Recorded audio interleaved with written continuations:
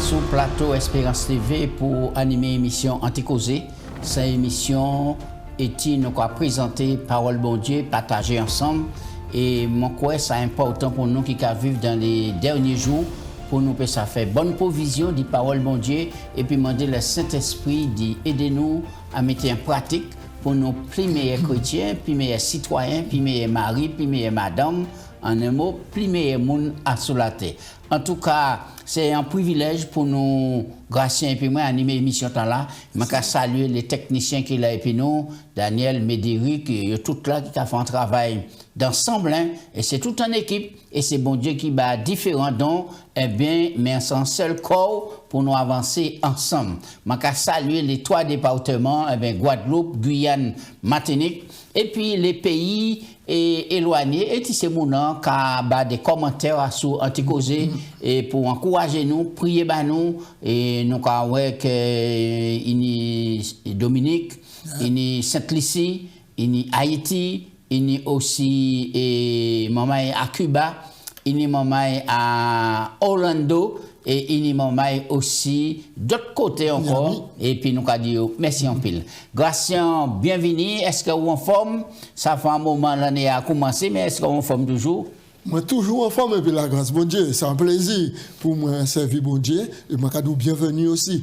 Moi, je profiter de l'occasion pour me faire un grand coucou fraternel pour toute l'équipe Espérance de Vie. Moi, je dis, moi, nous sommes fort pour nous faire de façon pour l'évangile, franchir les frontières, pour connaître Jésus-Christ. Un coucou fraternel aussi pour toute la communauté antillaise, adventiste de métropole, au café fret ces jours-là, très fret, mais en Jésus, ont attrapé le soleil de justice qui a réchauffé les autres. Courage, maman, nous avons avancé, nous avons progressé, et puis l'Esprit bon Dieu pour espérer que l'évangile a franchi les frontières et que Jésus vienne bien vite. C'est promesse que je fais pour tout le monde. Bon courage. Bel passage, je vais profiter pour saluer et l'équipe mise en place par l'UAGF. Je vais saluer déjà les administrateurs, Pasteur Michel Carpin, et Jacques Bibrac, et puis le trésorier, et Jonathan Capricorne, et puis Cédric Adracé, qui est responsable communication, et puis École du Sabbat, et puis Frère Jules, Philippe, eh bien, qui est là pour les médias, tout ça, eh bien, vraiment, son équipe pour prier, bah, les autres qu'à prier, changer toute l'équipe, tout ça, c'est pour nous avancer ensemble par la grâce, bon Dieu. Grâce à nous, on dit dans le grand thème là, et vraiment unir le ciel et la terre. Et nous voyons que Paul a présenté des épîtres, c'est Philippiens puis Colossiens. Et là, les bons doucrés pour nous avancer et puis demander bon Dieu en grâce pour nous mettre en pratique. Je dis, nous allons parler de citoyenneté céleste. Une citoyenneté céleste. Et avant nous texte de base là, parce que c'est une belle présentation nous aujourd'hui encore. D'ailleurs, toutes ces présentations sont belles, puisque c'est parole bon Dieu. Et grâce à prier pour nous commencer. Papa Dieu, merci. Merci pour l'occasion qu'on nous, pour nous pencher comme nous en les paroles là, aux paroles là belles, parce que c'est la vérité. Parole là qui incarne nous en personnage. C'est Jésus-Christ, c'est lui qui sauvait, c'est lui qui saignait, c'est lui qui tout. Et nous commandons aujourd'hui à permettre que le Saint-Esprit baptise nous, aidez-nous, guidez-nous, conduis-nous pour nous ça découvrir un aspect de la personne de Jésus, pour nous ça aimer davantage à travers les écrits de l'apôtre Paul aux Philippiens. Merci pour toutes choses. En nom de Jésus, nous prions. Amen. Amen. Philippiens 4, verset 6, il a dit nos grâces. Oui, Philippiens 4, 6. Ne vous inquiétez de rien, mais en toutes choses, faites connaître vos besoins à Dieu par des prières, des supplications avec des actions de grâce. Grâce à l'air ou qu'à méditer à sous un tel passage, ne vous inquiétez de rien, en disant monde si méchant, si cruel, si incertain, nous qu'à vivre, est-ce possible et qui nous peut faire? Oui, au départ, ça n'est pas évident. Ça n'est pas évident, nous qu'à regarder qu'on décrit le contexte là, ça n'est pas évident. Mais, et puis Jésus, nous savons ça Jésus a fait, nous savons ça il fait en le ministère et nous savons ça il promet nous peut appuyer quand nous en la Jésus pour nous dire oui.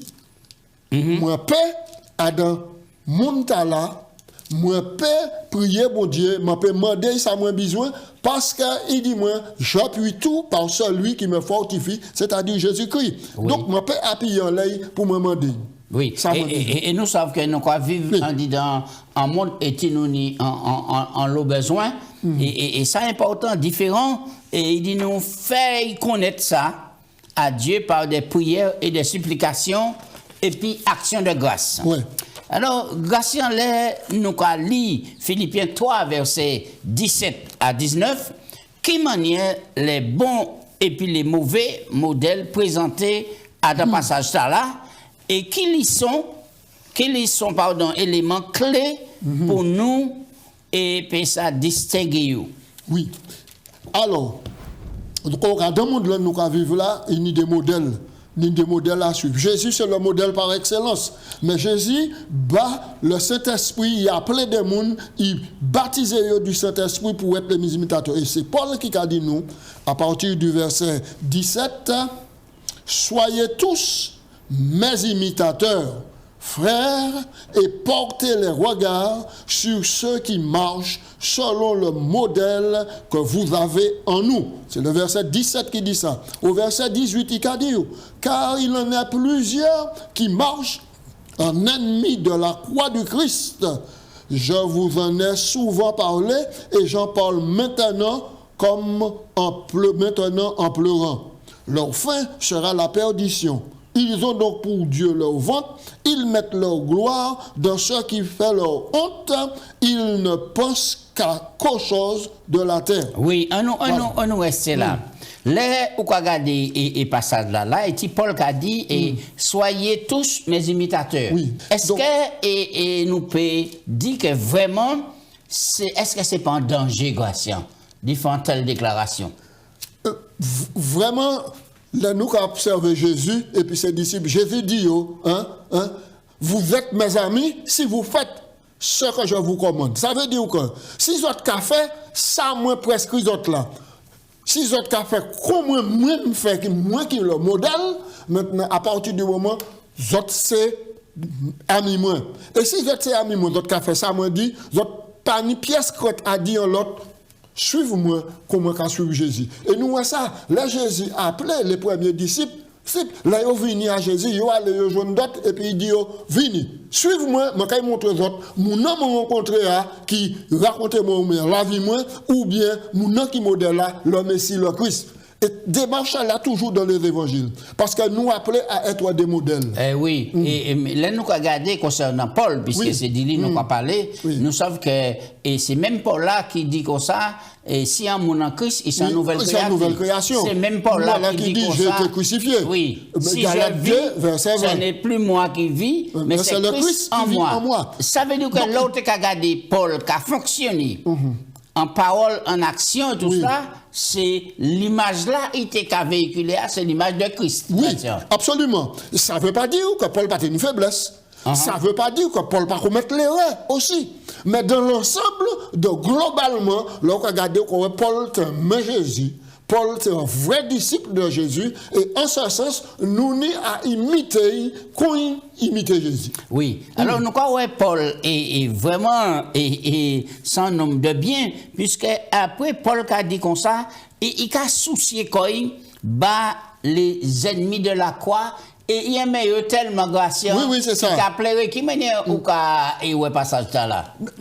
Mais oui, c'est que là, on a regardé des gens qui nient l'apogée de la connaissance d'ouvrier, mais ils ont vivre contrairement à la connaissance, et non seulement ils ont vivre contrairement à la connaissance, mais ils ont imposé modèle de vie par les autres. Donc ça veut dire qu'ils ont vivre en ennemi de la croix. Et là où on met bon Dieu, eh bien, quand Jésus aimait nous, il plairait, souffrant la croix pour racheter nous, pour faire nous changer manière. Là, nous avons la possibilité de l'évangile pour changer la vie des gens. Et puis, nous avons parlé de ces gens là, et puis, nous avons soit voir nous sur les roses, ou bien, nous avons resté, red, eh bien, ça va faire la peine, ou qu'on pleurer, parce que vraiment, ou qu'on soucier, qu'on dit la vie éternelle là qui est en jeu. Et là, donc, où est mis de compassion. On ne peut pas réjouir des gens qui viennent rebelles à la croix, peut-être qui même rejeté le Christ, et puis soit malek à frapper, on ne peut pas réjouir donc des moments obligés qu'à prier, obligés qu'à même pleurer, parce que ça va faire triste. Parce que si Jésus, qui a senti même bail là, et bien si nous en Christ, nous pourrions sentir même bail là. Mais grâce à l'on regarde ça, en fait, si nous avons marché dans la droiture, c'est grâce à Christ. Exactement. Mais sans bien compter qu'à dire, Paul tenait faiblesse. Mais l'exemple par excellence, c'est Jésus. Mais c'est Jésus. Le modèle. L'exemple par excellence, c'est Jésus. Donc, Paul a dit ailleurs, soyez donc mes imitateurs comme je le suis. Très bien, très bien. Donc, du Christ. Alors, et par rapport à cela, quelle manière nous peut faire rester ferme dans le Seigneur?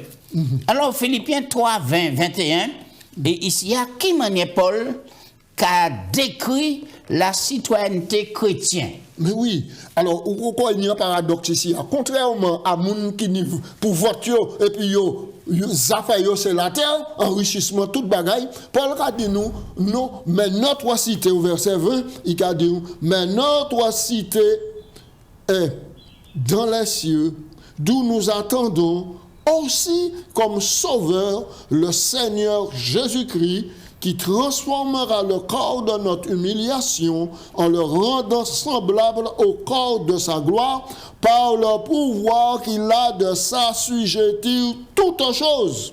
Eh oui. Alors, ici, là, qui nous comprenons ça ici, notre cité à nous est dans les cieux. Et dans les cieux. Donc, on nous tire nous tibrin en laissant passer sous la terre, parce que en Jésus-Christ nous a fait citoyenneté du ciel grâce à ça. Exactement, en Jésus-Christ. C'est Jésus même, avant il partit, Jean 14, 1 à 3, il dit, pas troubler, ne vous laissez pas troubler par les chocs de cette vie. Croyez en Dieu, croyez en moi. Il y a plusieurs demeures dans la maison du Père, la cité là-haut. Je vais vous préparer une place. Et lorsque je vais revenir, je vous prendrai avec moi, je vous emmènerai là. Et Paul a cité ici, maintenant cité là, c'est le ciel là, c'est l'air. Donc tout espoir nous c'est là-haut. Mais non seulement nous qui habiter là, mais Jésus qui est venu pour changer corps humiliant à nous, corps de péché, corps de bobo, corps de faiblesse, corps de maladie, fatigue, etc.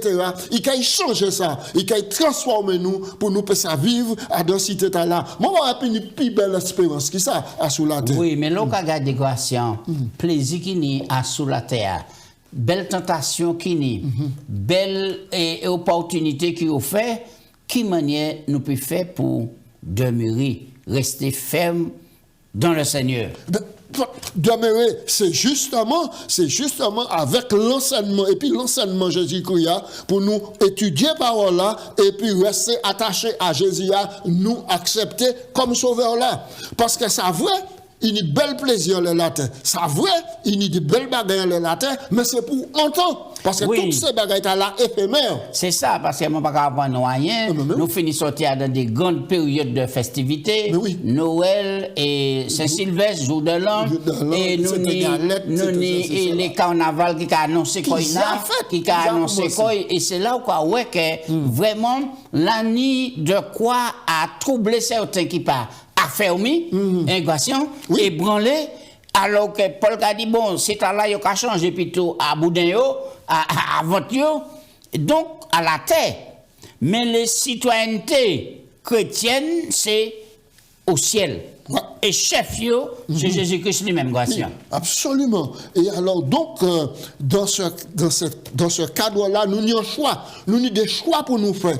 Nous avons des choix pour nous faire. Justement, qui ça qui a déterminé et ces choix-là, là où on a regardé, et ces passages-là, ici, qui a décrit nous et en l'état glorifié. En état glorifié. Et c'est ça, c'est choisi d'être du côté de Jésus. Parce que là où du côté de Jésus, assurément, le Jésus qui est venu, il a crié non, sur moi, ou qui a ressuscité. Mais ou pas qu'il ressuscité pour vivre mort. Ou pas qu'il ressuscité et puis l'état de les faiblesses. Mais on est encore glorifié. Et c'est ça, Job. Oui. L'un des premiers patriarches dit, mon sang, il dit, Job dit, je sais que mon Rédempteur est vivant et qu'il se lèvera le dernier sur la terre.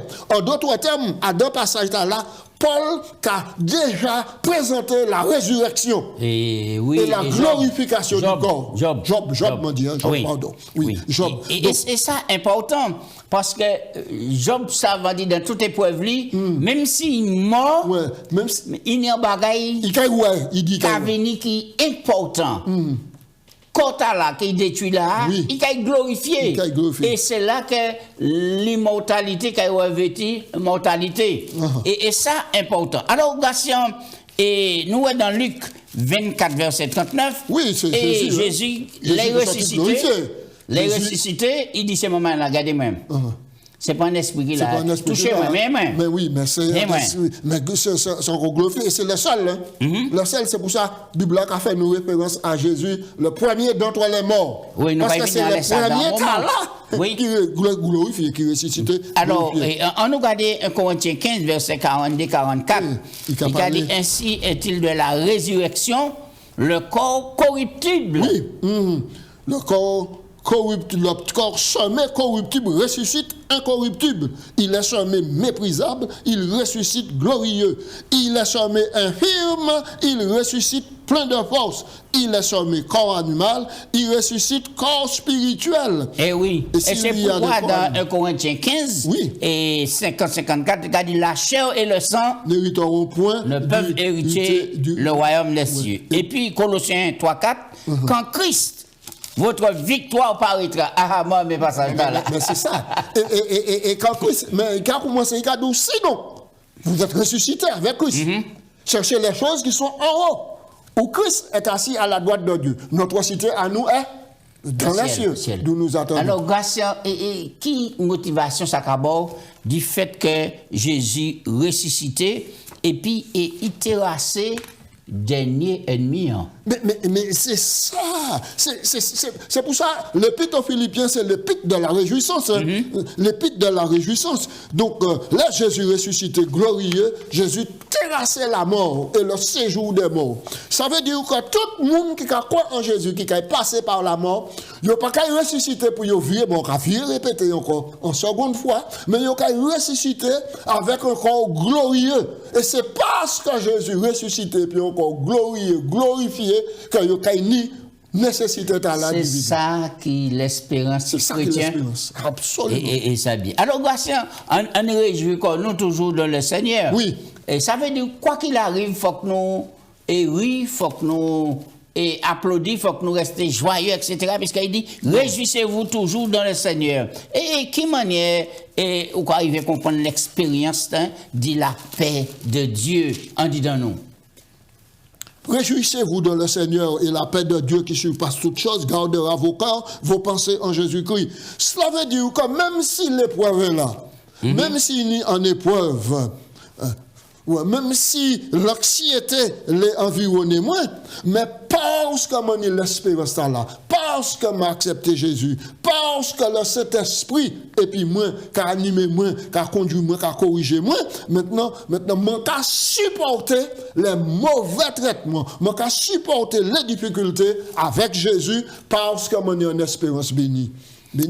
Oui, alors là, on va regarder, on nous prend texte là, on nous prend Philippiens 4 pour nous en belle lecture du passage là. Et la paix de Dieu, c'est 4-7, oui, qui surpasse toute intelligence, gardera vos cœurs et vos pensées en Jésus-Christ, non pas sur l'anxiété. Oui, on nous prend un petit peu plus au Gatien et texte de base là, réjouissez-vous. Oui. Oui, alors réjouissez-vous toujours dans le Seigneur. Je le répète, réjouissez-vous. Que votre douceur soit connue de tous les hommes. Le Seigneur est proche, ne vous inquiétez de rien, mais en toute chose, faites connaître vos besoins à Dieu par des prières, par des supplications et avec des actions de grâce. À nous rester la grâce. Et son passage qui pour motiver tout le monde aujourd'hui, alors qu'on lit et passage là, que votre douceur soit connue de tous les hommes. Ah, oui. Moi, je crois que nous sommes trop agités, nous sommes trop nerveux. Moi, je crois qu'il besoin nous que Jésus touche nous, nous sommes douceur. Oui. Et calmer nous, puisque le Seigneur est proche. Nous ne pouvons pas rester dans ces conditions dans la grâce. Oui. Le Seigneur est proche. Et bien là, après cadeau comme ça, que ne vous inquiétez de rien. Pas quitter à rien, troublez-nous. Oui. Alors, là, on regarde grâce, ça qui capable. Est-ce que ces passages-là qui approfondit compréhension nous dit la paix de Dieu? Psaume 29, verset 11. Ésaïe 9, 6, rapidement. Et puis, nous croyons Jean 14, 27. Psaume 29 au verset 11. L'Éternel donne la force à son peuple. L'Éternel bénit son peuple et le rend heureux. Très bien, très bien. Ésaïe 9, 6. Ésaïe 9, 6. Et ça, bon, la paix, bon Dieu, et c'est en réalité que le monde ne peut pas jamais offrir nous la paix de Dieu. Ésaïe 9 au verset 6. Donnez à l'Empire l'accroissement et la paix sans fin au trône de David et à son royaume. C'est l'enfant qui est né au verset 5 qui dit, un enfant nous a né, un fils nous a donné, la domination reposera sur ses épaules, on l'appellera admirable conseiller, Dieu puissant, Père éternel, prince de la paix, pour donner la paix, la tranquillité maintenant. Oui. Nous prenons le texte, Luc 2 et 14. Luc 2, 14. Et c'est ça qui est important pour nous ça saisir que ça important pour nous en paix et puis le Christ, et c'est ça qui fait nous être en paix et puis nous et puis les autres par la grâce de mon Dieu en attendant Jésus qui va venir chasser nous. Voilà. Luc 2 verset 14. Voilà. Gloire à Dieu dans les lieux très cieux et paix sur la terre parmi les hommes de bonne volonté. Oui, ça c'est Jésus qui arrivait et pour mener paix à la, nous qu'à trouver seulement en lui. Alors, je vais souligner juste que l'antidote de l'anxiété, en toutes circonstances, est la prière de la foi. Ah oui, oui, la prière de la foi. Alors, qui ça qui peut être l'objet de toute pensée nous grâce. On dit dans ce temps-là, nous quoi vivre là. Alors, nous dit Philippiens 4, 7. Oui. Oui. Et la paix de Dieu, qui surpasse toute intelligence, gardera vos cœurs et vos pensées en Jésus-Christ. Eh oui. Et qu'a dit comme ça, un autre aspect fondamental dit la paix intérieure, qui a consisté à vivre en harmonie et puis volonté bon Dieu. Yes, il y a beaucoup de paix grâce. C'est pas mon texte là. Psaume 119, verset 165. Pour nous dire tout le monde qui besoin la paix, réjouit qu'on en dit dans le passage là. Il y a beaucoup de paix. Psaume 119, verset 165. Pour ceux qui aiment ta loi, et il ne leur arrive aucun malheur. Voilà, c'est le texte. Aucun malheur. Bel passage. Bel passage. Et là, nous avons ça important. Alors, il y a 6 points ici, nous allons souligner rapidement dans le concept-là. Maintenant, la notion de vrai. Ce n'est pas un hasard si la liste commence la vertu biblique fondamentale de la vérité. En point numéro 2, honorable. D'accord? En point numéro 3, être cette vertu qui est juste. C'est une vertu qui définit le caractère juste de Dieu. Et la pureté.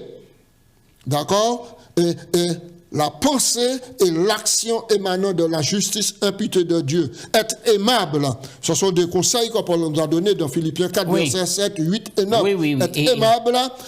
Et tout ce qui mérite l'approbation doit être l'objet de nos pensées. Paul ajoute 2 critères supplémentaires pour éviter toute interprétation païenne, ce qui est vertueux, ce qui est digne de louange. Ces vertus célestes doivent être l'objet de nos pensées. La vertu et ce qui est digne de louange. Nous avons dit ces et profiter, insister en lecture en les Philippiens 4:8, parce qu'il a dit au reste. Alors, pas oublier que Paul en prison, et qui a écrit, et bah, c'est l'Église, la communauté.